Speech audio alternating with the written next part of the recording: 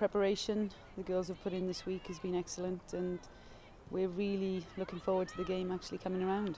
Look, Austria have quite a young team, but a fairly experienced team. Even though their age is around the 20 age bracket, they do have quite a lot of experience within that squad.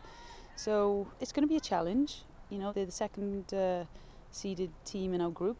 We're third. Having said that, we've prepared in a certain way that we think we can go and get a good result.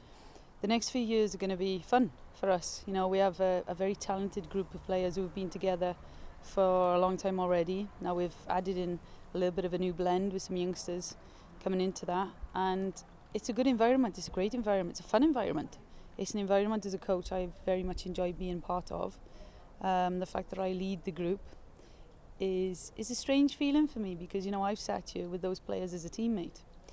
But if I'm honest, the group they are now compared to the group they were when I retired 3 or 4 years ago, it's a stronger group, it's a hungrier group, and it's a competitive group. So we're very much looking forward to all the fixtures that are coming up. It's a good thing that our top level players are playing at the top level, and some abroad like Jess. So that means we haven't seen her as much as we've seen others, but we've put some things in place while she hasn't been around that she's just managed to slip right into now. And, you know, we've been together for 3-4 days now, and it's been a lovely environment, but it's a competitive environment, and we're very much looking forward to the challenges ahead as a group.